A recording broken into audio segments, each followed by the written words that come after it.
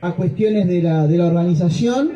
Tenemos con ustedes entonces al compañero Jorge Altamira, que nos va a decir ahora unas palabras. Les pedimos, sí, por favor, a los compañeros si se pueden acercar, así vamos ocupando toda esta zona. Así que bueno, un fuerte aplauso para recibir al compañero Jorge.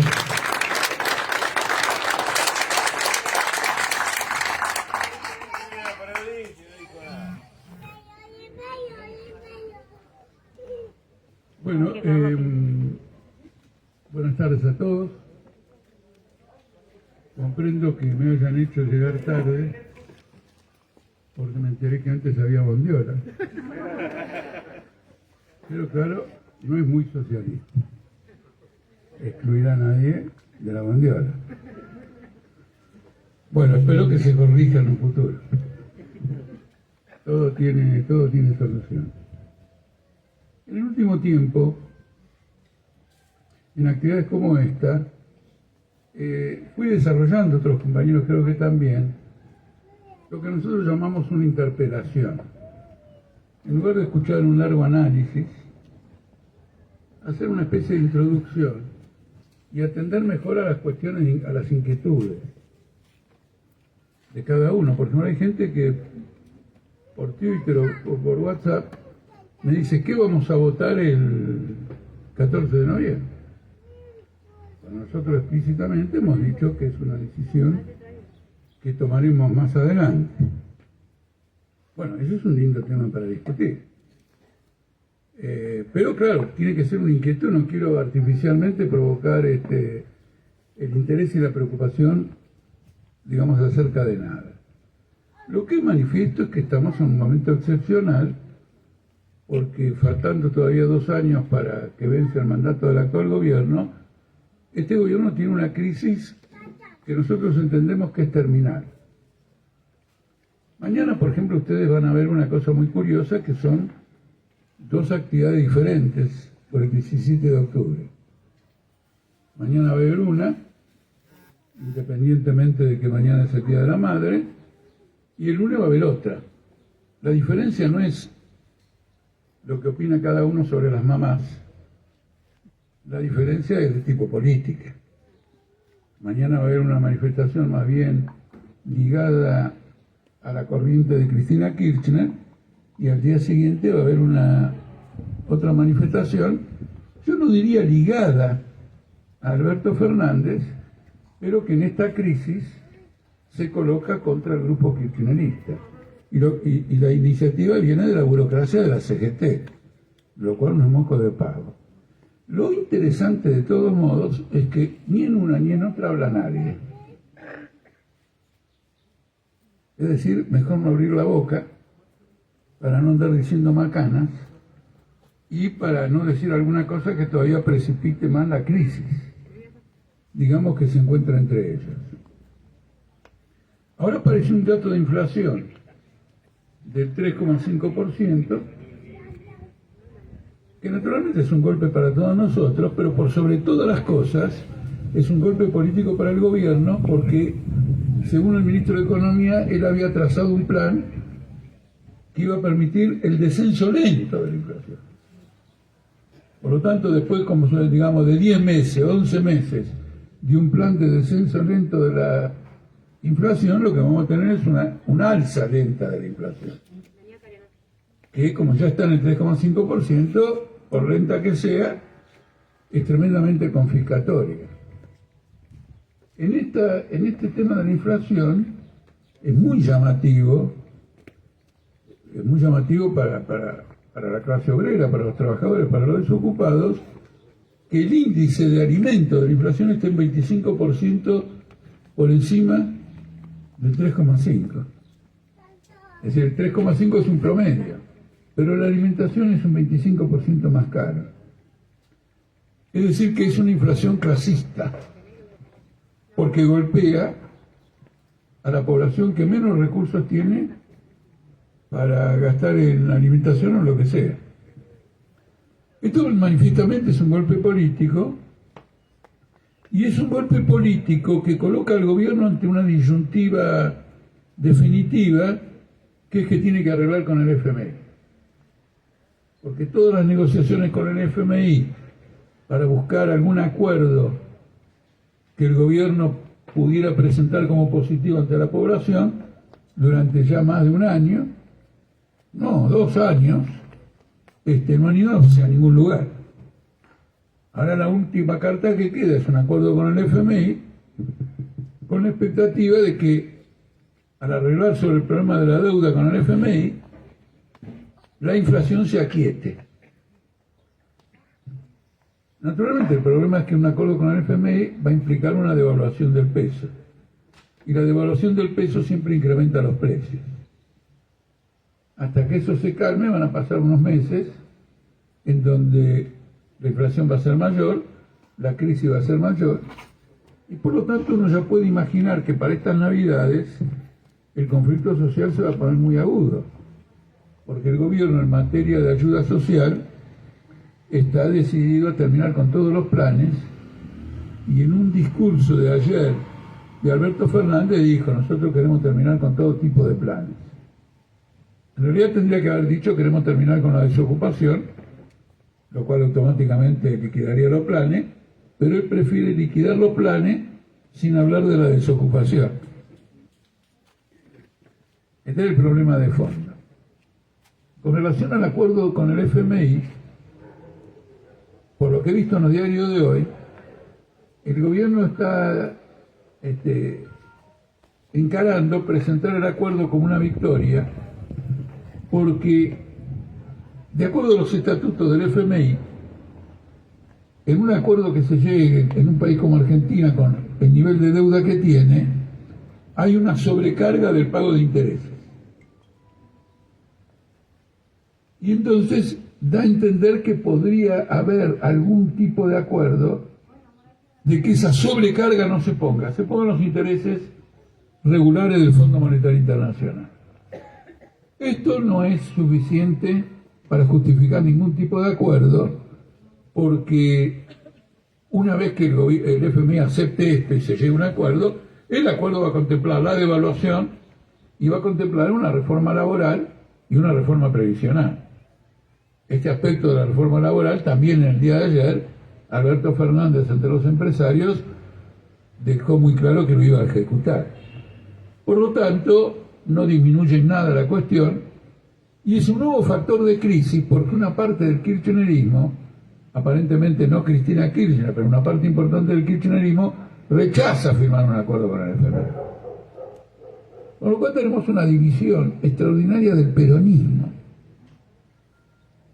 que es el partido que gobierna. Y al tener una división grande del peronismo, que es el partido que gobierna, cualquiera de ese resultado de las elecciones, la bancada del gobierno va a actuar dividida en el Congreso.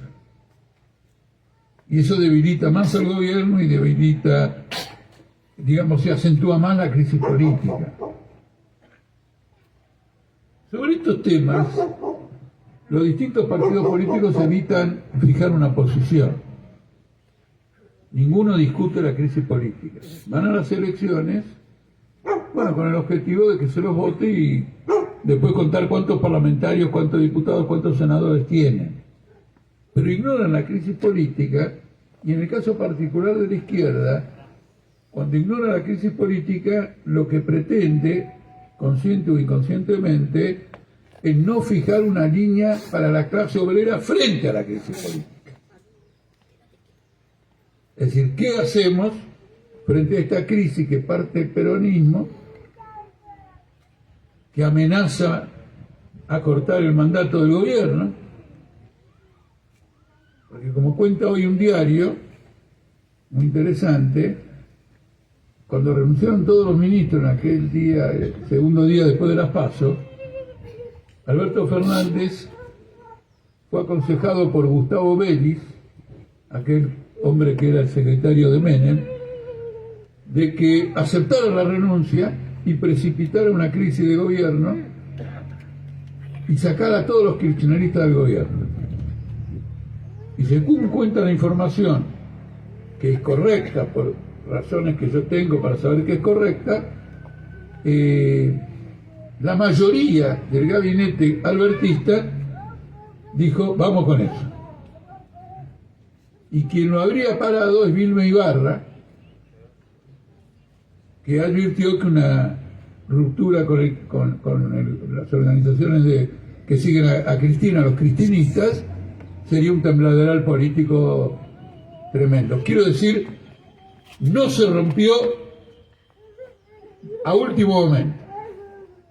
Ya está encaminado y ahora el gobierno y Alberto están muy debilitados para entrar a romper entre ellos, pero claro, la crisis social se hace más aguda. Hay movilizaciones cada vez más intensas. Ahora está prevista una huelga general indefinida de los trabajadores de lácteos, del sindicato de Atilra. Veremos cómo el gobierno hace para tratar de evitar o neutralizar esa huelga, pero esto naturalmente se tiene que acentuar porque no hay burocracia que pueda impedir una movilización popular cuando el desfasaje entre precios y salarios alcanza un nivel descomunal. Cuando en el año 1975, es verdad que hace mucho tiempo, ocurrió algo que se parece a esto, desde las fábricas, sin la burocracia, comenzaron huelgas que duraron un mes y medio y el país estuvo paralizado un mes y medio por iniciativa de las comisiones internas y los cuerpos delegados y no por la burocracia sindical. No es simplemente para relatarles una anécdota, sino para que todos ustedes empiecen a imaginar lo que puede ser esto en el futuro. En aquel momento, en un plenario de la Unión Obrera Metalúrgica de Vicente López, convocado por la burocracia, con delegados de la burocracia, el secretario general les dijo: no hagamos nada y no digamos nada, porque ahora la iniciativa está totalmente en manos de los que están en contra de nosotros, de las comisiones internas y cuerpos delegados combativos. No confrontemos, porque nosotros estamos mal y el movimiento obrero está en ascenso. Es decir, que también la CGT enfrenta el temor ahora, y la burocracia de los sindicatos enfrenta el temor, de que frente a este impacto de la vida familiar de todos los trabajadores, empiecen movimientos de huelga que rápidamente la sobrepasen. Recordemos que en aquel momento gobernaba un gobierno peronista, y hoy gobierna un gobierno peronista. No es que los peronistas le hacían una huelga a los radicales. Claro, era la clase obrera que le hacía la huelga a un gobierno peronista. Y en este momento todos los movimientos de lucha son movimientos de lucha contra un gobierno peronista. El desenlace de esta crisis no va a venir del macrismo. Les quiero llamar la atención sobre esto. Pero antes aclararles una cosa. Las afirmaciones que yo hago acá y que nuestro partido hace cuando da una charla y fija su posición, no son profecías. Son estimaciones, observaciones acerca de cómo se están desarrollando los acontecimientos. Luego los acontecimientos nunca se desarrollan como uno los prevé. Pero la función de un partido es ir corrigiendo esos pronósticos, esas previsiones, de acuerdo a cómo se va procesando.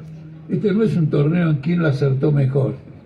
Este es un torneo entre quienes a través de una previsión organizan una actividad, pelean por eso, y gracias a que luchan y pelean, pueden verificar en la práctica si esas previsiones se cumplen 100%, 90% o 1%, o nada. Y entonces, como partido que quiere transformar la realidad social, va corrigiendo. ¿En qué baso es la caracterización de que el macrismo acá juega de pinche? El macrismo tiene votos, eso es indudable, pero la estructura política y social del país está a cargo del peronismo y no de los macristas. Porque el peronismo tiene las intendencias, el peronismo tiene las gobernaciones, el peronismo tiene los sindicatos. Es una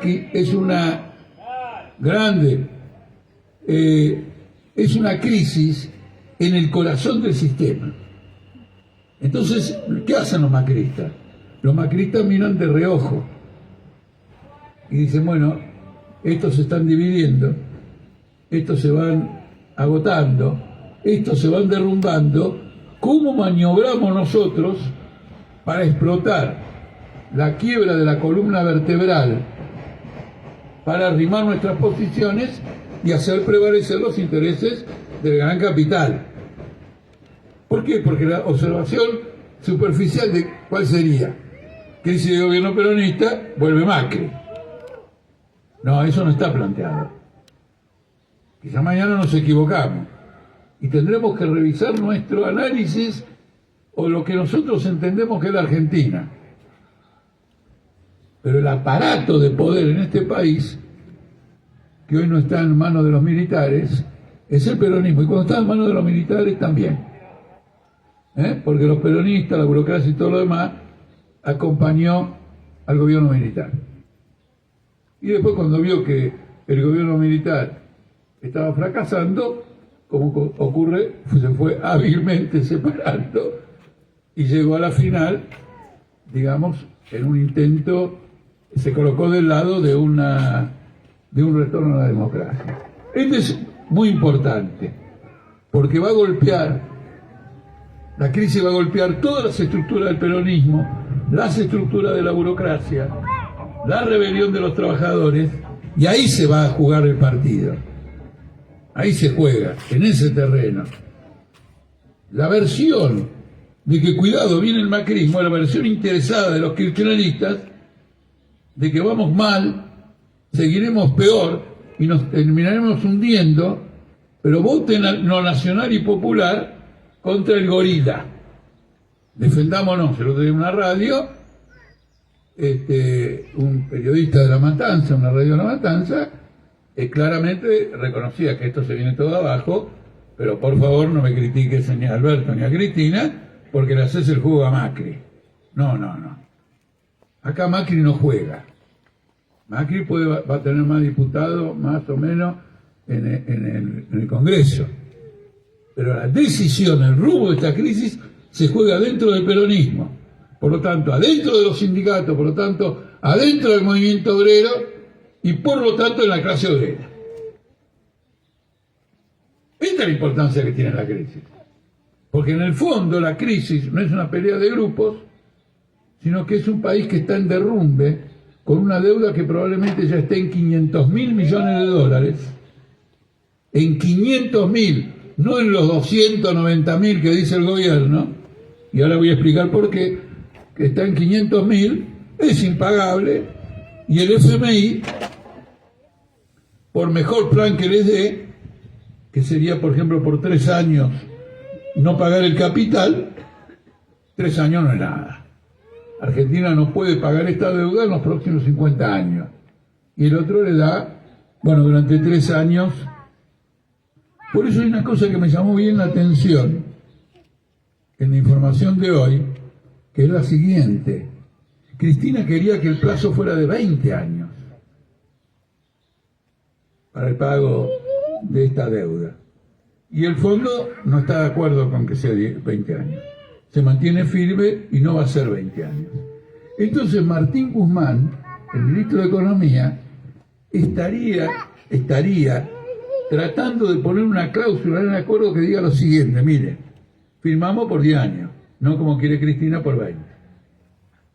Pero, si en algún momento el FMI modifica su cláusula de que los acuerdos de este tipo son solo por 10 años, y por ejemplo dice 20, revisamos el acuerdo y lo llevamos a 20. ¿Está claro? A ver si ustedes entienden.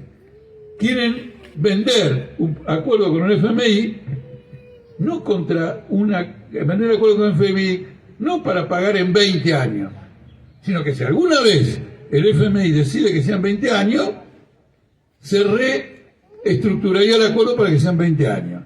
Ah, qué bárbaro. Y si no, si el FMI no decide, nos jodemos en 10.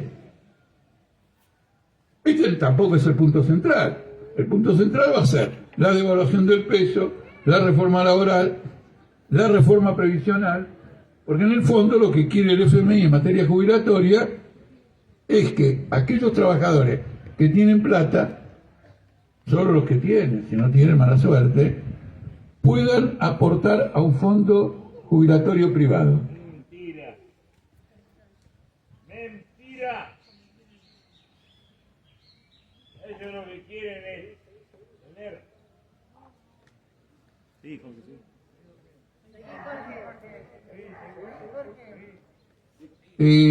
Y el resto pasaríamos a cobrar una pensión de acuerdo a lo que el gobierno recaude. Está claro, si el gobierno recauda plata, y bueno, dividirá tanto dinero por tanto jubilado, si tiene más, un poco más, si tiene menos, un poco menos, pero ya no cobraremos de acuerdo a los aportes realizados. Los aportes realizados habrán quedado confiscados definitivamente por parte del Estado, que en realidad es por parte de los acreedores extranjeros, que es a donde el gobierno va a usar el dinero para pagar la deuda externa. Entonces, insisto en todo esto, porque no quiero, como opinan algunos adversarios nuestros, que se interprete que esta es una crisis superficial. Es decir, las razones para mostrar que es una crisis terminal. Y en un partido político revolucionario, obrero, en un partido socialista, en un partido combativo, es decir, en un partido que está militando todos los días en el seno de las masas, esto es absolutamente fundamental. ¿Hacia dónde se orienta? ¿Qué le decimos los obreros? ¿Cómo reaccionamos frente a esto? De ahí viene la propuesta de un Congreso Obrero, que naturalmente no es una propuesta que nosotros podamos ejecutar, entre comillas. El propósito es, a la luz de este análisis, llevar a la clase obrera a la comprensión de que tiene que tener una acción política autónoma. Y para que tenga una acción política autónoma, se reúna en un congreso, apruebe un programa y tenga una acción autónoma. Y en esa acción autónoma elabora un programa, elabora reivindicaciones y establezca cómo las va a conseguir, por ejemplo, por medio de la huelga general. En este momento la clase obrera no ha llegado a esa comprensión, pero va a tener que llegar a esa comprensión, y el propósito de nuestra corriente política es ayudar a que arribe esa comprensión. Ahora quiero advertirles algo, primero a los adultos que están acá, que probablemente no lo tengan presente, aunque lo vivieron, y a los jóvenes que están acá, que no lo tienen presente, porque no lo vivieron, que la clase obrera argentina no parte de cero. En el curso de los últimos 40 años, esta línea se arrimó muy fuertemente al bochín. La huelga general del año 75 fue dirigida por comités locales en oeste, norte, sur, Córdoba. Antes de eso, había sido el cordobazo. Luego de esto, el movimiento piquetero y el argentinazo del 2001. Ese movimiento piquetero que declaró en su acta de fundación que su propósito era el derrocamiento de De la Rúa y de Cavallo. Junio de 2001. Y como yo tuve la oportunidad de presentar el informe a esa asamblea inaugural de la Asamblea de Ocupados y Desocupados, yo señalé que el propósito era el derrocamiento de la Rúa Cavallo. Nadie en aquel momento pensaba que era posible, sin embargo, el movimiento piquetero de la época, más sectores que se fueron añadiendo como consecuencia de la crisis, el 19 y 20 de diciembre terminaron con De la Rúa y con Cavallo. Creo que el problema el asunto no es solo terminar con los gobiernos que están, sino que suplantarlo por un gobierno de trabajadores. Lo que tiene que madurar es esa comprensión. Cuando se produce una irrupción de nuevo en la historia del movimiento obrero, el movimiento obrero del país que fuere recurre a su tradición política. Recurre a su tradición política. Cuando yo era algo más que jovencito, me hice una idea del rol de Perón de la siguiente manera. Mi padre, que era un activista sindical, me contaba en una u otra cada oportunidad que tenía sus experiencias en el movimiento sindical. Y lo que se notaba en esas experiencias, después lo pensé, es que era siempre tener una organización interna de fábrica y construir organizaciones internas de fábrica que las patronales evitaban y que no estaban autorizadas por ley. Cuando Perón asume y legaliza todas las comisiones internas por fábrica, lo que hace es legalizar un reclamo de control obrero en las fábricas que venía de la década anterior. Porque de lo contrario, hubiera podido aumentar los salarios, dar el aguinaldo, pero nunca decir que es legal tener comisiones en la fábrica. A lo sumo, en otros países lo que se hizo fue sacar leyes por comités de empresa, pero eran comités de empresa patronales, obreros patronales, pero no comités, que fueron lo que más opuso a la burguesía argentina contra el peronismo. No su política económica, sino esto. Pero que Perón, estoy diciendo, no, Perón nos dio el poder. No, Perón te dio el poder. Hacía 20 años que luchábamos por este poder y para controlar la situación reglamentó ese poder para poder manejarlo desde el Estado. Pero ya estaba en el movimiento obrero. Tomo este ejemplo para desarrollar un punto que quiero que esté presente claramente, que la clase obrera no nace de cero. Como por otra parte los bebés no nacen de cero, con disculpa de todos ustedes, porque los bebés que nacían en la época de las cavernas no tienen las mismas características que los bebés que nacen ahora. Es decir, hay una evolución. No, en el engendro de bebés y en el embarazo de mujeres también se da este principio holístico. Son otras mujeres, son otros bebés, y el bebé ya nace preparado para otra cosa. No son los mismos bebés, solo que en aquella época no podían acceder a algo y ahora sí. No, ya son diferentes. Esto en función de reivindicar la potencialidad de la clase obrera argentina para intervenir en una salida estratégica en el país. Y no simplemente para expresar un ideal de que los obreros, digamos, sean la solución. No es un ideal, está inscripto, digamos, en la historia. Culmino con lo siguiente. Nosotros,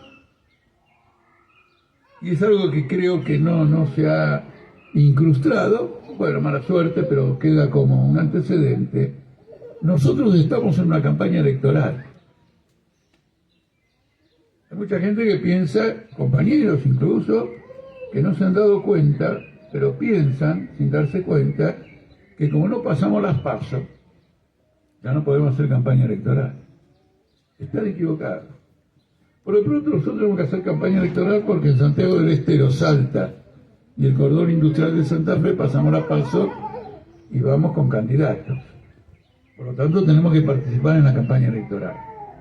Pero en segundo lugar participamos en la campaña electoral porque intervenimos frente a la lucha política electoral con una posición política determinada, cuestionando a los partidos que participan en las elecciones, no porque participen, porque nosotros hemos querido participar, digamos, en Capital y Gran Buenos Aires, sino por el carácter de esa participación. Y oponemos a esa participación otra participación. Naturalmente al final tenemos que decidir una posición sobre el voto, pero al desarrollar una campaña independiente hemos evitado la trampa de que, porque al final tenemos que decidir por quién vamos a votar, estemos pegados políticamente a esos que tenemos que votar y que no son de nuestro palo y con los cuales queremos marcar claramente una delimitación porque están entregando el programa, los principios y la estrategia de la Cuarta Internacional, de la clase obrera y del trotskismo a una posición pequeño burguesa democratizante. Bien, pero ¿a quién vamos a votar? Bueno, eso es lo que vamos a discutir ahora cuando interpeles, cuando venga la parte de la interpelación. Como ustedes ven, hemos conciliado, y esto demuestra la importancia que le damos a la delimitación política, hemos conciliado una campaña política independiente con el compromiso de fijar una posición de voto. Y no porque tenemos que fijar una posición de voto, entregar una campaña, o porque hacemos una campaña, no asumir en un momento concreto en que la gente va a votar, qué opinión tenemos sobre el voto. Muy importante lo que hemos hecho. Yo personalmente no recuerdo que lo haya hecho otro partido, ¿no?, en similares circunstancias en cualquier otro país. Probablemente sí, no lo conozco. Pero esto que pone de manifiesto la tenacidad de nuestra lucha. Tenemos elecciones, en parte del país participamos, en otra parte no participamos, pero defendemos nuestro derecho de campaña. Para que ustedes vean más claramente.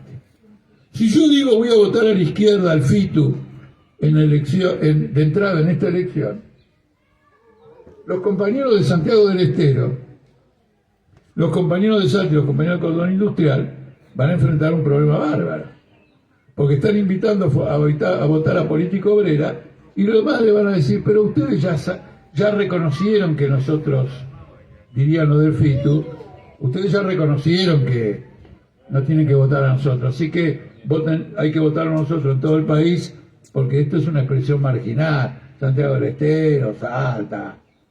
No, nosotros no vamos a entregar esa campaña electoral. Pero con independencia de eso, no vamos a entregar una delimitación política. Porque en nuestra caracterización, la izquierda no tiene una participación política positiva para las masas. Es negativa. Está en el Parlamento como corriente que se está integrando a distintos proyectos del gobierno, desde el presencialismo escolar, los votos del Chaco, los votos inmobiliarios de acá, etcétera. Es decir, marcándole un rumbo a la clase obrera desde una izquierda que dice ser trotskista, marcándole un rumbo que es un rumbo extraño a la clase obrera.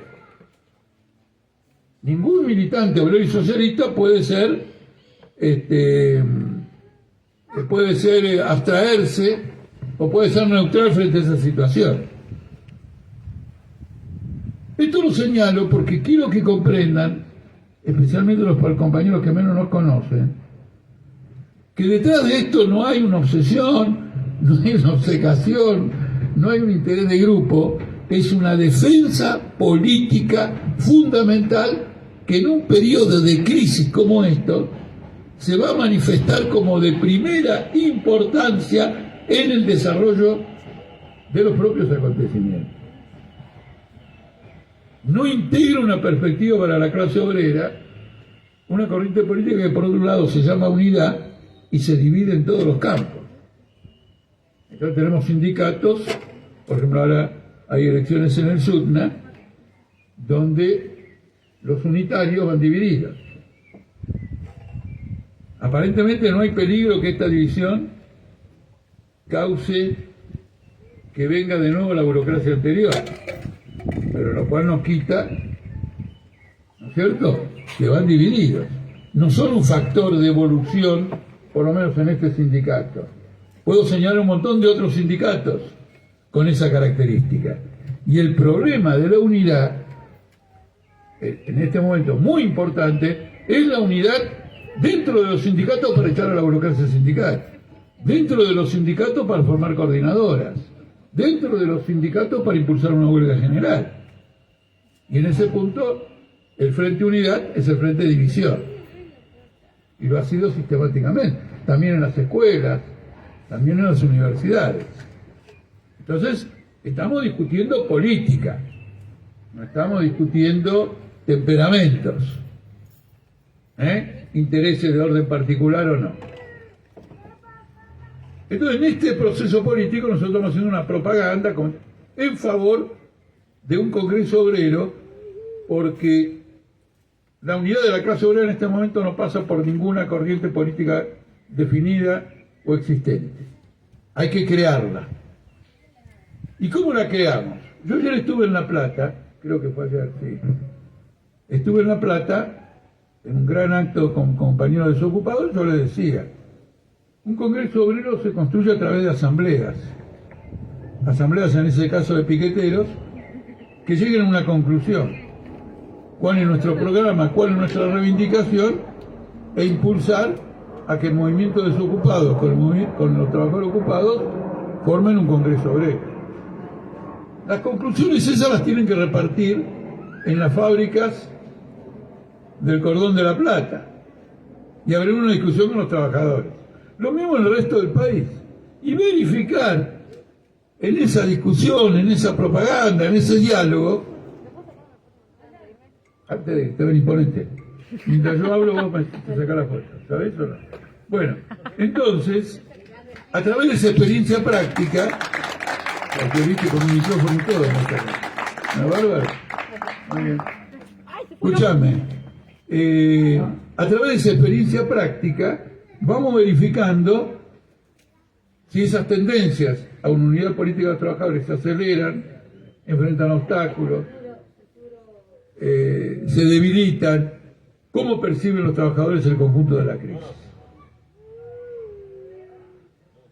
Yo ayer estuve en un programa de televisión que discutían por qué, según el programa, tanta gente joven quiere irse del país.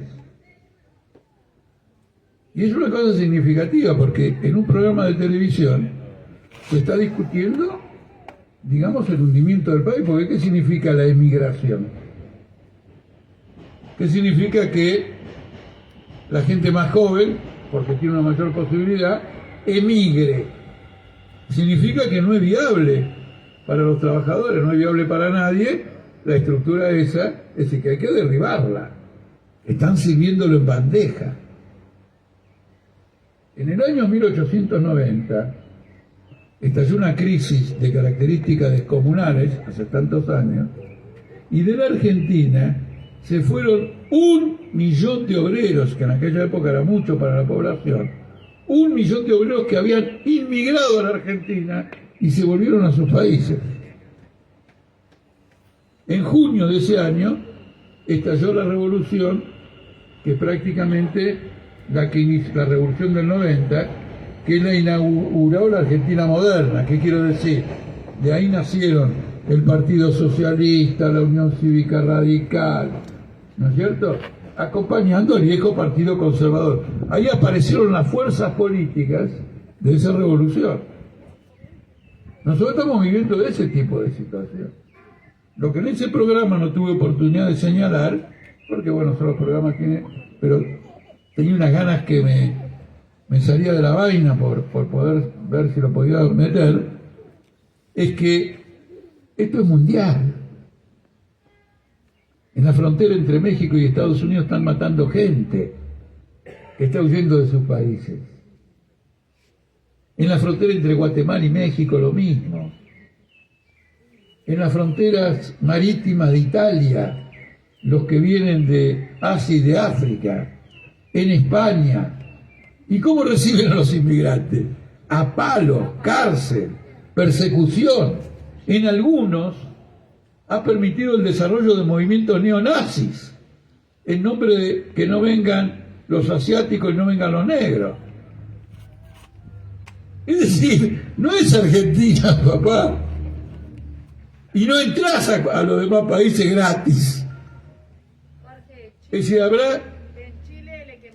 en Chile, macanudo. En Chile ocurrió eso que cuenta la compañera. Lo que quiero mostrar, que hubiera sido un golpe final en ese programa, ¿no es cierto?, es que estamos ante esta situación. Por lo tanto, como parte de esta lucha hacemos esta charla e invitamos a participar activamente en la campaña, que todavía tiene bastante tiempo, faltan más de 20 días de campaña. En el día de ayer, concluyo con esto, recibí por WhatsApp una crítica a nosotros, y una crítica que me pareció muy pertinente. Entonces la quiero hacer pública. Una compañera escribió lo siguiente: si, como dijiste ayer, Jorge, en Aedo, estamos en una campaña electoral, ¿por qué no hay comunicados y no hay spots publicitarios? Brillante. Me tomó la palabra y me dijo, ¿y? Entonces, no tiene que ver. Siempre se puede hacer algo en materia, siempre. Siempre se puede hacer.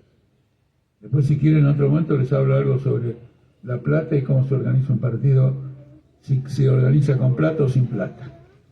O qué es conveniente, qué es más conveniente para el partido, organizarse con plata o organizarse sin plata.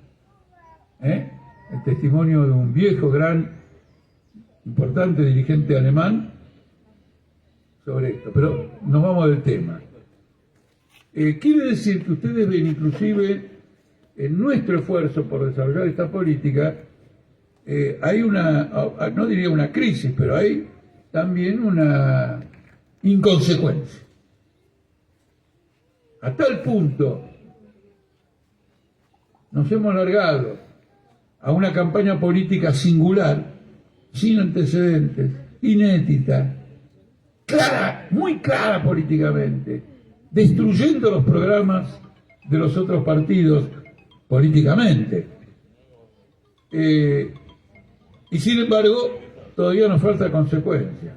Cuando alguien dice que la clase obrera no ha madurado, lo que yo no ha madurado para esto y para lo otro, yo le invito a que también reflexione cuánto ha madurado su vanguardia socialista, y si no tiene un camino de maduración muy grande por hacer, para llamarlos a que acá en San Fernando, en toda la zona norte, le metan con los comunicados, destaquen las cuestiones, naturalmente hay que hacerlo a nivel nacional, pero militen esta campaña electoral.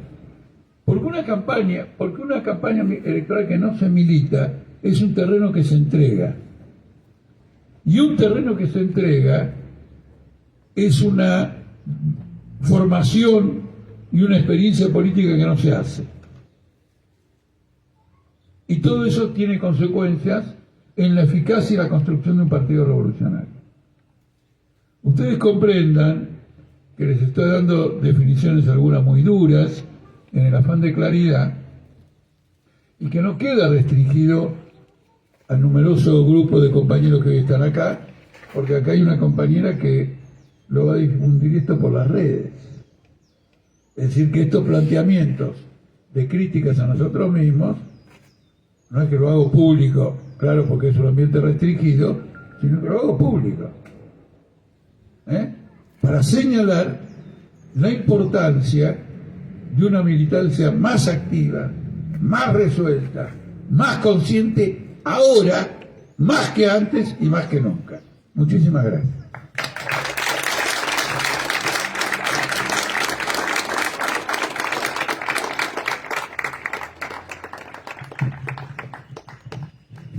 Bueno, compañeras y compañeros, como dijo Jorge en un principio, el micrófono está abierto para preguntas, interpelaciones.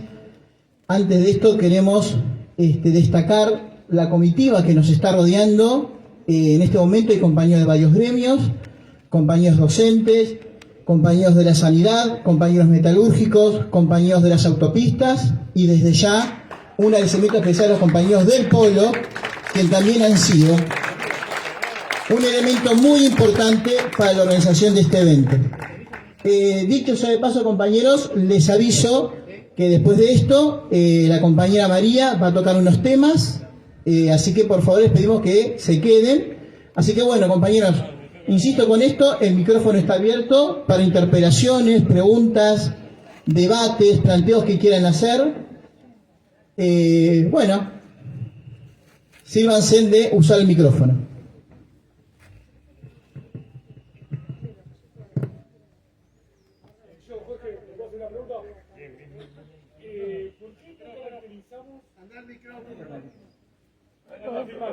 Lo corro.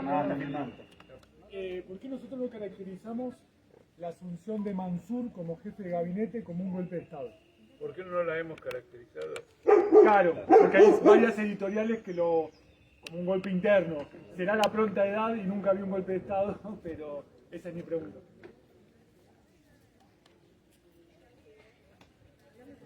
¿Sí, ¿se entiende? Sí, se entiende. Perdón.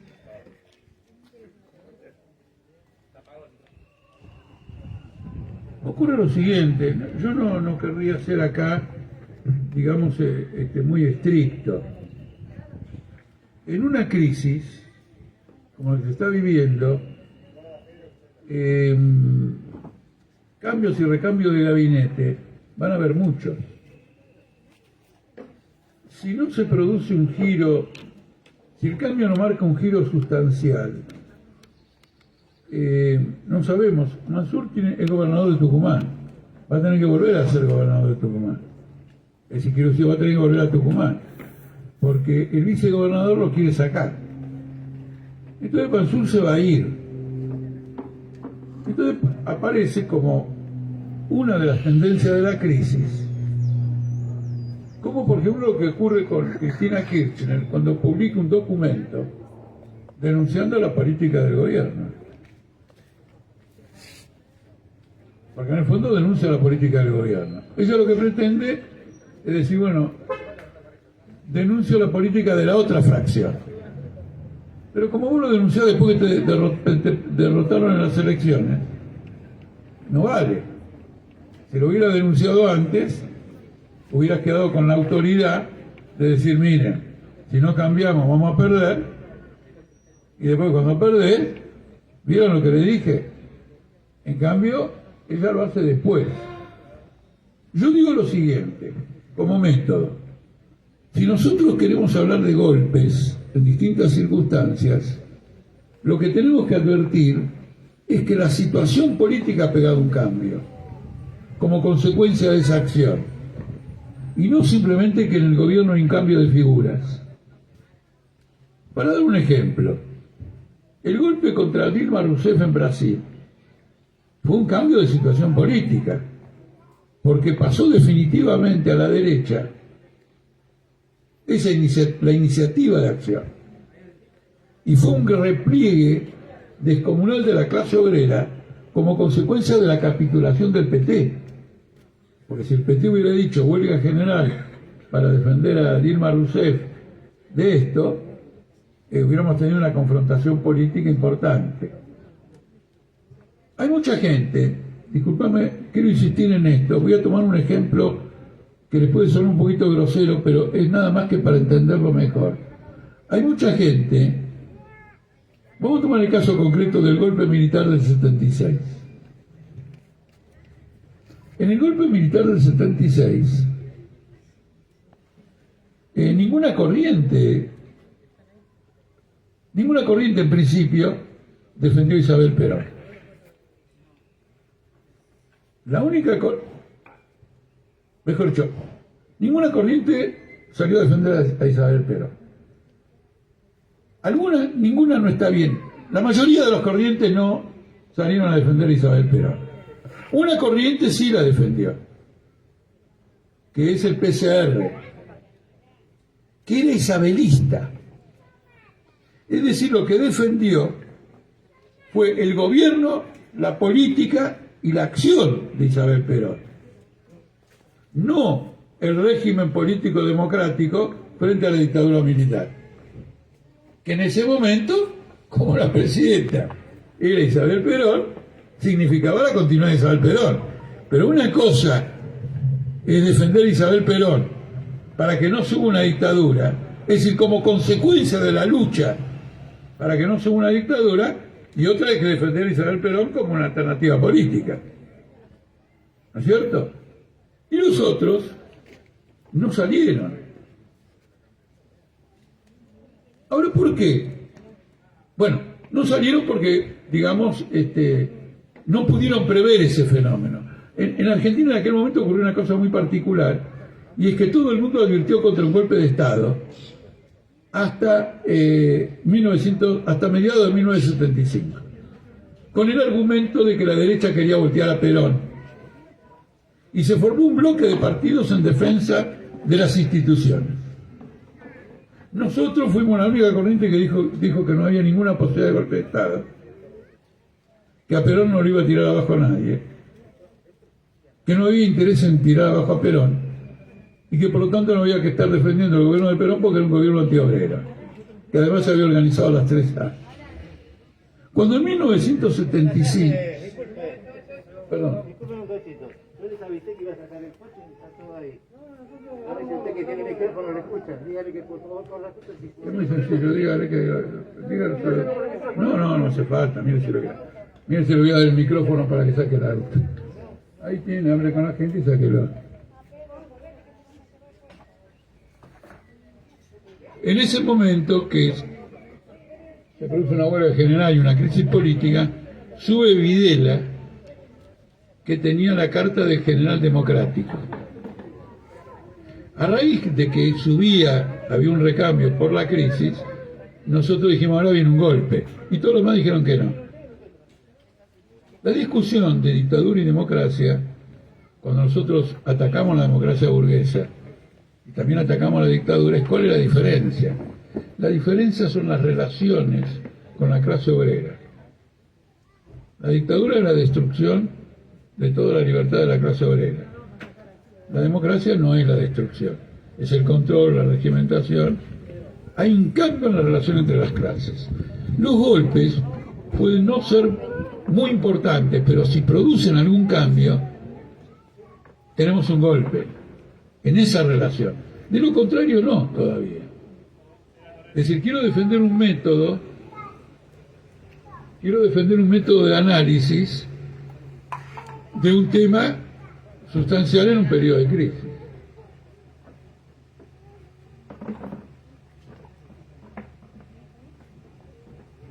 Continuemos, por favor, porque tengo otras actividades y me gustaría aprovechar mucho la presencia de todos para discutir.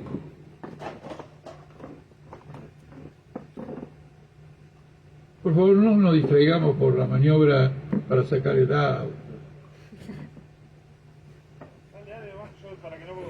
Yo no tengo nada que decir, les pido que pidan la palabra, los que tienen, y que continuemos la actividad. Que no nos distraigamos por la salida del auto.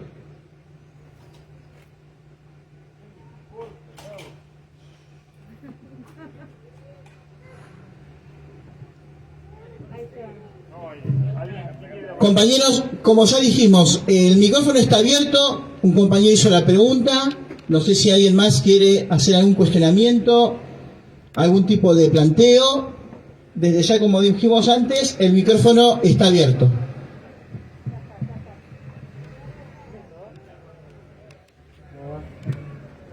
Buenas, yo me presento, soy Nahuel de la UJS de San Isidro, y escuchando las intervenciones de Jorge de los últimos meses, de los últimos años, incluyendo leyendo con prestada atención los artículos que han salido en el periódico, hemos llegado a una conclusión que a mí me parece necesaria compartirla como una experiencia de desarrollo político. Cuando yo comencé a militar en el año 2015, 2014, en el PJ, en la JP, y se planteaban las discusiones inclusive internas, de la reforma educativa, de la reforma que se estaba dando en las escuelas técnicas, de la reforma que se da en los terciarios, y en el medio de esa discusión interna había llegado a la conclusión de que todo tipo de reforma y de ajuste en la escuela pública se hacía en contra de los intereses de los estudiantes y los trabajadores de la educación, y en el medio de esa organización, planteando en el cuerpo de delegados del Nacional, yo rompí con las agrupaciones peronistas y me sumé a la construcción del Partido Obrero, en el congreso que se hizo en el año 2015, más o menos alrededor. Algo que yo veía cuando militábamos en las elecciones, que siempre, uno iba y le repartía el volante, la gente se te acercaba a discutir, decía, bueno, yo voy a votar al Frente de Izquierda por la alternativa de la juventud y demás. Y en el medio de esa discusión interna había llegado a la conclusión de que todo tipo de reforma y de ajuste en la escuela pública se hacía en contra de los intereses de los estudiantes y los trabajadores de la educación, y en el medio de esa organización, planteando en el cuerpo de delegados del Nacional, yo rompí con las agrupaciones peronistas y me sumé a la construcción del Partido Obrero, en el congreso que se hizo en el año 2015, más o menos alrededor. Algo que yo veía cuando militábamos en las elecciones, que siempre, pero veía una falta muy práctica a la hora de que ese reconocimiento electoral, de que ese reconocimiento de fuerza política se traduzca en un crecimiento del OJS, en un crecimiento político y de agitación. Este año, con el comienzo de nuestras actividades junto a las asambleas del Polo Obrero en el Bajo Boulogne, junto a la construcción de la juventud precarizada y desocupada, he visto lo contrario. La gente quizá no nos conocía y no sabía a quién iba a votar, pero se sumaba a construir. Cuando íbamos a las puertas de los colegios y planteábamos que no teníamos conectividad, que durante la cuarentena había un solo teléfono por familia, con 5 pibes que no podían cursar y que claramente no se podía garantizar bajo ningún punto de vista la continuidad pedagógica, se llegaba a la conclusión de la lucha por el acceso irrestricto a la educación, de que la lucha por el boleto educativo que había empezado en la dictadura militar y que había continuado con movilizaciones, con ocupaciones de colegio en los próximos años, es una lucha que hoy continúa con el acceso a Internet, a los dispositivos y con acceso a las becas de estudio en un país donde 7 de cada 10 pibes somos pobres. Porque a mí me toca de Maduro no conseguir un laburo, correrme y todo, y los laburos que consiguió son laburos a destajo. Cuando vamos a plantear una puerta, una actividad de agitación al comercial, a la media 9, al Nacional de San Isidro, hoy está pasando algo que nunca me pasó en la vida como militante estudiantil. Yo no voy al activista y le discuto que bueno, el peronismo es una cagada porque hicieron reformas de ajuste, que sí, venimos y lo planteamos, pero no le digo dejá de ser peronista. Me acuerdo que en la actividad del 16 y 17 de septiembre que hizo el Nacional de San Isidro, fui y le hablé a los compañeros del PSCD y la JP y le dije, che, ¿ustedes qué piensan realmente lo que está pasando con la educación pública? Uno me dijo, acá hay ajuste, acá el gobierno ajustó. El otro me dijo, bueno, no se desarmó el ajuste macrista, un poquito más chanta. Pero, en definitiva, la caracterización era, estamos peor. Y el debate ya no giraba en torno a quién ibas a votar en las elecciones, sino qué íbamos a hacer para enfrentar ese ajuste. Ahí surgió la propuesta de un encuentro de estudiantes secundarios, un encuentro de estudiantes de San Isidro, que quizás la dirección del centro de estudiantes, orientado por agrupaciones peronistas, no la tomó como una consigna de vanguardia, pero los delegados con los cuales nosotros charlábamos sí, y se acercaban a discutir el volante. Cuando íbamos a colegios donde no había centro de estudiantes como la Media 9 y el Comercial, que era todo un revuelo, a la semana siguiente nos enterábamos que los pibes discutían cómo formar el centro de estudiantes. O sea, fíjense, el gallo, fíjense, con un salto cualitativo en la agitación política, no solamente electoral de, bueno, vení votame, sino vení y organizate por una perspectiva de los trabajadores, pongamos a la juventud trabajadora en la calle, en la organización estudiantil, dio como fruto directo abrir contactos secundarios. Y hoy en día hemos conseguido armar un precírculo con casi 5 compañeros, que vamos hacia la construcción de un círculo partidario y queremos transmitir esta experiencia colectiva a toda la juventud y a todo el partido. Una última palabra, pues no quiero terminar con algo tan autobombo, porque me escucho en mi cabeza y digo, pero quizás fue demasiado personalista. La juventud está muy precarizada hoy en día. Los laburantes, la mayoría de nosotros, vivimos ya la reforma laboral. Entonces, ¿cuál es la forma, si es imitar el camino que han hecho la juventud chilena, por ejemplo, de conformar comités internas en trabajadores gastronómicos de Starbucks o de McDonald's, o de continuar con la conformación de los sindicatos como ATR? ¿Qué pensamos sobre esas organizaciones sindicales de la juventud precarizada? Y si esta es la campaña electoral que nosotros estamos desarrollando, campaña de agitación política, o tiene que tomar otra forma. Pues si se hacen spots, Los spots van a tener este contenido o cuál contenido deberían tener. Muchas gracias, compañeros.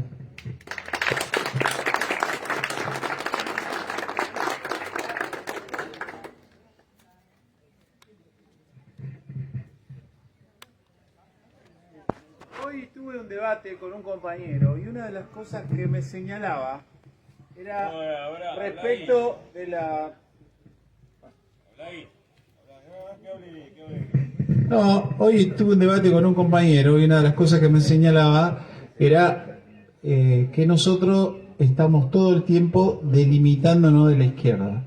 Entonces lo que quería plantear es, bueno, cuál es la importancia y, bueno, por qué de alguna manera hay compañeros del partido que señalan que como que tenemos una obsesión y olvidamos otros aspectos de lo que es desarrollar la lucha, plantear nuestro programa y demás. Yo en algunas cuestiones soy muy conciliador, pero en esta voy a ser brutalmente rupturista.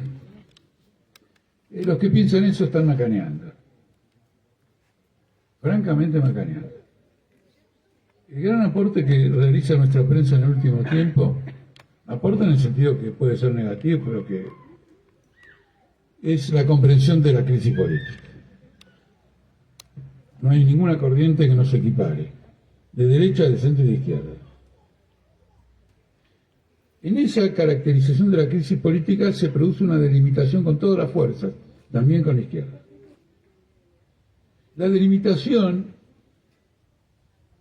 en política, y en particular en política revolucionaria, es como el movimiento del tubo nasal cuando respiramos. Cuando vos haces un planteo político te estás delimitando de todo el mundo. Salvo que sea tan confuso que no te delimitas de nadie. Si haces un planteo político te delimitas.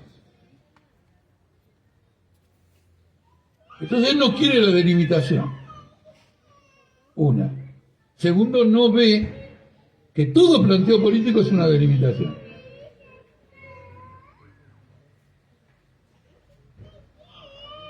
Lo que está transmitiendo es un idea de conciliar ideas.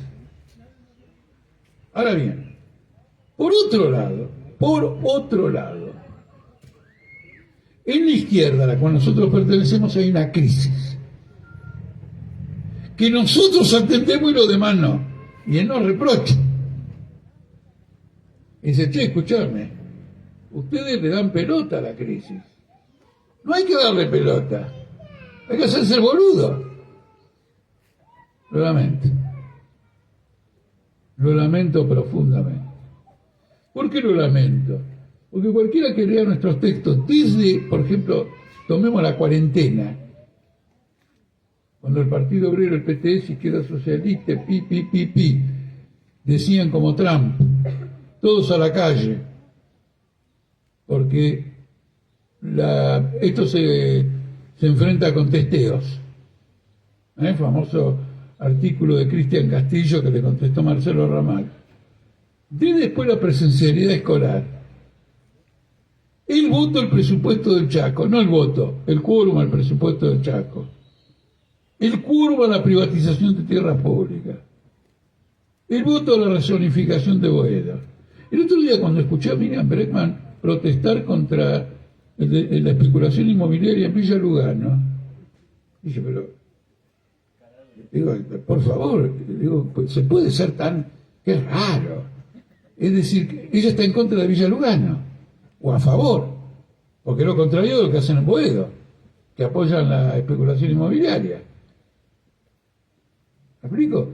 Entonces tenemos la responsabilidad de clarificar esto y hacer todos los aportes necesarios para comprender qué proceso político y social lleva una parte de la izquierda a integrarse al Estado por vía parlamentaria. Muy importante. Si no lo hiciéramos, quedaría de que nos hemos separado unos de otros por intereses que no son políticos, por cuestiones de tipo personal. Como toda crisis política es un enfrentamiento personal, Por ejemplo, Lenin, cuando se rompió el Partido Socialista en Rusia, fue denunciado de autoritario. Y el partido se había dividido por razones mucho más profundas, tan profundas, pero tan profundas, pero tan profundas, que cuando vino la crisis revolucionaria, uno estaba en la contrarrevolución y otro en la revolución. Y decían que no, que era una crisis por Lenin, que era un tipo muy autoritario, que se quería quedar con todo. En política siempre aparece así. Por ejemplo, cuando se creó la primera internacional, todo el mundo decía que era autoritario Marx. Todos los opositores, no todo el mundo. Los opositores que a Marx, los anarquistas, que quería transformar esto en una propiedad de él, de Marx. ¿Por qué? Porque toda lucha política empieza con choque de tipo personal. Y después se va viendo la raíz política de esos choques personales para los demás. Probablemente los que participan ya conocen sus divergencias políticas. Entonces no se puede conciliar con esto. Lo nuestro es un aporte. Nosotros decimos por qué no estamos en la misma posición. Los otros no. Los dicen, no, bueno, es un resentido, le pasa esto, le pasa lo otro. Y todo. Él no critica eso. Chao. Hay que saber distinguir este tipo de cosas. Si cualquier cosa que nos digan en la calle nos va a conmover, porque es una crítica, estamos perdidos. Hay que entender de qué se trata. Entonces, delimitarnos, delimitamos de todo por nuestra posición política. Somos el sitio de las redes en donde más se escriben los dirigentes de nuestra tendencia. A diferencia de otros sitios, de otras redes, que escriben toda clase de pinches y de vez en cuando sus dirigentes. Nosotros estamos todo el tiempo escribiendo sobre situación política. Por ejemplo, nosotros el lunes, después de la PASO, dijimos, se abre un periodo de transición y crisis política. ¿Qué pasó el martes? Renunciaron los ministros. Bueno, dame tiempo. Quiero decir, no quería ser tan acertado. ¿Se entiende? Claro, dame 24 horas. Y después se ha ido desarrollando. Naturalmente, por ejemplo, Miriam Bregman, no sé si ella en el debate, o a lo mejor en algún texto que leí, habla del despelote interno del gobierno. No usa la palabra despelote. ¿Qué palabra usa? Bueno, una palabra de ese tipo. En el gobierno. No, una crisis política no es un despelote en el gobierno.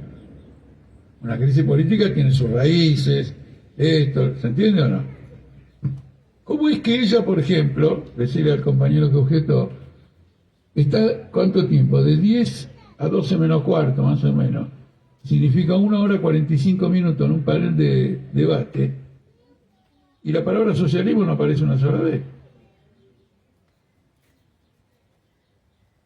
Ahora bien, viene Milei y dice que los colectivistas y todo lo demás son responsables de toda la pobreza del mundo y de toda la masacre.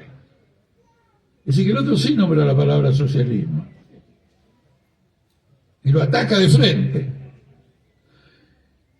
Como eso tiene que ver con la disolución de la Unión Soviética, la crisis del estalinismo y todo lo demás, él toca un punto. Ahora él es un fascista. Los que lo precedieron a él viene de una escuela llamada austríaca, donde los austríacos de la escuela colaboraron con los nazis en Austria, los austríacos alemanes con Hitler y los austríacos italianos con Mussolini.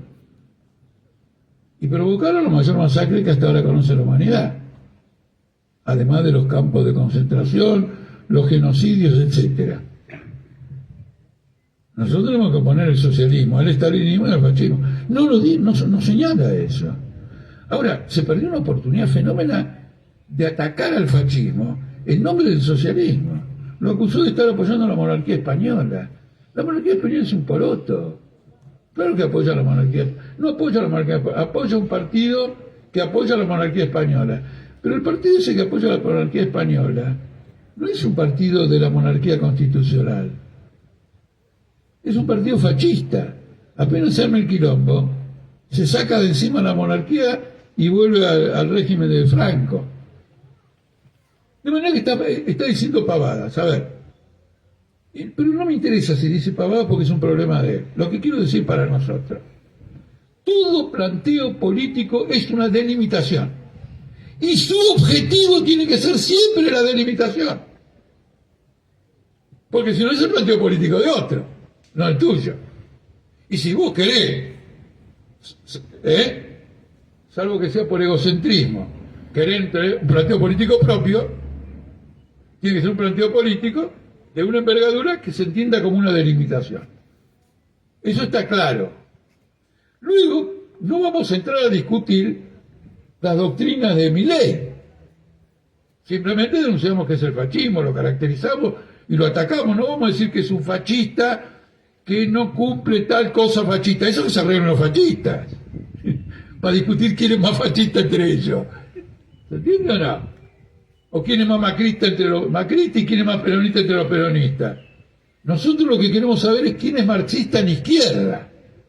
No va a impedirnos, o no va, no puede objetarlo la persona con la que vos hablaste, porque en definitiva el marxismo es la teoría de la revolución proletaria, y lo contrario es la teoría de la conciliación de clases. La conciliación de clases ha provocado desastres y masacres en las masas, provocó Pinochet, en lugar de amar a las masas y acabar con el golpe militar, las desarmó y permitió la victoria del golpe militar, nombró a Pinochet ministro de guerra. Son cuestiones vitales. Frente a esas cuestiones vitales, lo nuestro es contundente. Entonces quiere decir lo siguiente: en política tanto de estos elementos intermedios, superficiales, charlatán y todo lo demás. La importancia de distinguirlos, en mi experiencia política, es que nosotros nos tenemos que orientar hacia las personas serias de la clase obrera, a aquellas que uno percibe que realmente tienen un interés por el destino de su clase y por la crisis que se está viviendo, porque ahí se recluta. Ahora, cuando uno se mete a discutir con un charlatán, tratando de convencerlo, es la famosa historia de Sísifo, que subía una piedra hasta arriba y se caía la piedra y la volvía a subir. Se la pasó toda su vida subiendo piedras. Hay que apartarse en la militancia cotidiana de los charlatanes. Es inversión cero, hablando en términos capitalistas. No rinden nada de tasa de interés. Y enseñar, aprender uno y enseñar también, dónde está el obrero inquieto, dónde está el obrero o la obrera, con un interés, con una voluntad, con una pelea, ¿no es cierto? Eso es fundamental. En el pueblo obrero, se los quiero destacar, he observado un conjunto de compañeras, no compañeros, miren, ni uno, pero no le quiero faltar el respeto, de compañeras excepcionalmente capacitadas porque tienen un instinto de clase poderoso. Hicimos un acto frente a la Embajada de Paraguay, debido a una represión. Tomaron la palabra las compañeras paraguayas del pueblo obrero de la capital y las rompieron todas. Esas compañeras tienen que ser dirigentes del Partido Obrero. Ahí está nuestra clase. Porque se evidencia, pero no en esto, de ninguna manera en esto. Otra cosa más, por último, porque son temas serios. ¿Por qué parece que nosotros los criticamos? ¿Por qué parece? Porque los otros no abren la boca. ¿Está claro o no? Es decir, que no pueden defender sus posiciones políticas. El argumento que dirán es: no nos interesa. Pero nuestras posiciones, nuestras críticas son serias. Y una crítica seria tiene que ser refutada. Yo, por ejemplo, ahora el día 30 tengo un Zoom, una mesa redonda, con un académico de izquierda de la Universidad de Quilmes, Rolando Astarita, para discutir determinados temas. Rolando Starita no pertenece a ningún partido político. Yo podría decir a mí que me puedo hablar de Rolando Starita, pero Rolando Starita tiene posiciones políticas importantes. Y alguien está interesado en que hagamos un debate. Entonces vamos a un debate con Rolando Starita. Ahora ellos, ¿con quién hacen un debate? Con Beatriz Arlo, con Rodolfo Gargarella, que están más a la derecha que a la izquierda en el panorama político argentino. Ahora, ¿por qué lo hacen con ellos? Porque Gargarella es un profesor de Derecho Constitucional conocido y Beatriz Arlo es todavía más conocida. Entonces, la gente dice, mirá, los candidatos del FIU, ahora es FIU, no es más FITU, porque Frente Izquierda Unidad, tienen roce con Gargarella, con este. Yo he participado en mesas redondas con Gargarella para discutir cuestiones políticas en la universidad. Y una vez un debate con la misma Beatriz Arlo.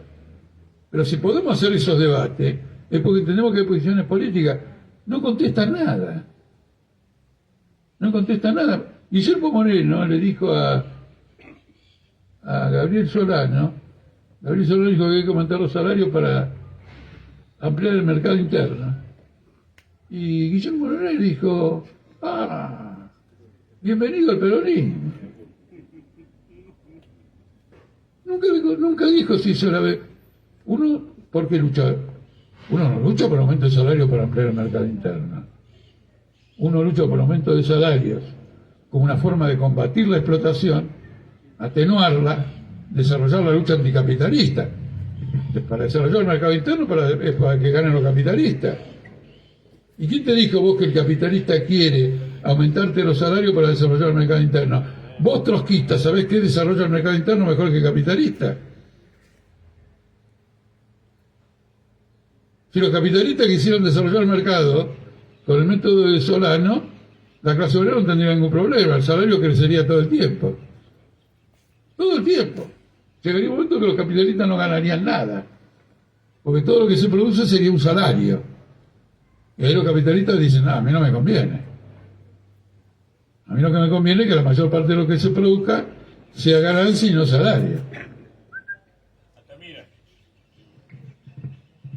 Organizar a los desocupados, al pueblo. ¿Qué es? Pero déjalo hablar. ¿Quién está ahí? Organizar al de los ocupados, dale. No, porque está movilizando mucha gente. Y yo no sé si entiende, vos hablás, no sé si entiende todo el conjunto.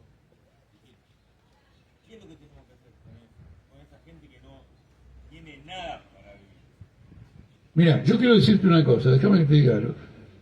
Creo que 3 veces trataron de interrumpirlo, ¿no es cierto? Me llama la atención porque la primera vez dijo algo que me interesó, la segunda vez dijo algo que me interesó y la tercera habla de nuevo. No lo interrumpan más, les pido por favor. Él está haciendo una crítica interesante, dice lo siguiente. Finalmente mucha crítica al FITU, pero el polo obrero del FITU marcha por las calles.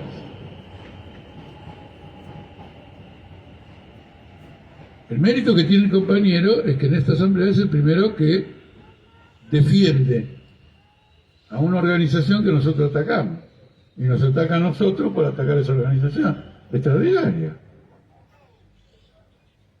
¿Está claro o no?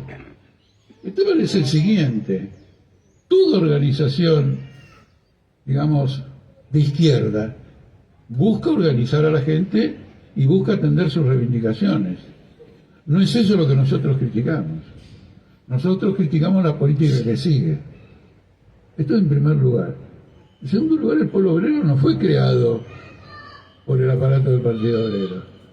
El Polo Obrero fue creado en un congreso del Partido Obrero donde yo lancé la moción, primero de organizar un polo clasista y luego lo cambié por Polo Obrero. Y por lo tanto es una iniciativa de una dirección política que hoy es de una dirección política en aquel momento, que hoy es antagónica con este polo. No es eso lo que vamos a criticar. Los métodos del polo obrero no deben ser muy sanos, porque nosotros tenemos un polo obrero bastante numeroso, que viene de ese otro polo obrero por autoritarismo organizativo. Entonces hay que comprender lo siguiente. Si por organizar el polo obrero uno no debiera criticar la orientación de la izquierda, el peronismo puede agarrar y decir, miren, nosotros hemos hecho tanto por los trabajadores, no nos critiquen. Lo que hay que ver es cuál es la cuestión de fondo de esa organización. Si la burguesía gobernara solamente reprimiendo con la policía a las masas y no buscara integrar a los trabajadores al Estado, le costaría mucho dominar. Demoró mucho tiempo en aprender que hay que dejar que los sindicatos existan, legalizarlos para regimentarlos, en lugar de impedir que existan sindicatos. Hace mucho tiempo que aprendió que conviene que todo el mundo vote, en lugar de que solamente voten los que ganaban un determinado dinero. Es decir, la burguesía ha apelado a métodos civiles y democráticos para integrar a las masas. Por lo tanto, el mero hecho de organizarlas no todavía le da un carácter progresista. El asunto es que las masas decidan en esa organización y no sean trabajadas por un aparato. Hoy no es lo que ocurre con el polo obrero. Entonces tenemos una diferencia. Ahora nosotros marchamos y el polo obrero coloca una guardia de seguridad para impedir que nos integremos a las movilizaciones. Es decir, que el polo obrero oficial hace con nosotros lo que la burocracia sindical hace con el clasismo. Es decir, la realidad no es, digamos, decir, bueno, este es bueno y esto es malo, sino que hay gente que es buena pero tiene contradicciones insalvables, que las transforma en malas, en cierto sentido. Pero este es un debate que existe a nivel mundial. Los partidos de izquierda a nivel mundial, tradicionales, socialistas, comunistas y todo lo demás, entregaron a las masas, las entregaron, las organizaron, las integraron. El caso más doloroso, lo digo para concluir, o por lo menos el que más me afectó, es el del Partido Comunista de Indonesia, que era un partido que tenía 2 millones de afiliados, no 30.000 piqueteros, 2 millones de afiliados, y fue liquidado en una semana por un golpe militar que mató 1 millón de comunistas. ¿Cómo pudo hacerlo el golpe militar? Simplemente porque el Partido Comunista de Indonesia, siguiendo orientaciones de China, no armaba las masas contra el poder capitalista, para no enajenarse la enemistad de la burguesía mundial. Entonces, estas son las contradicciones de las organizaciones de izquierda.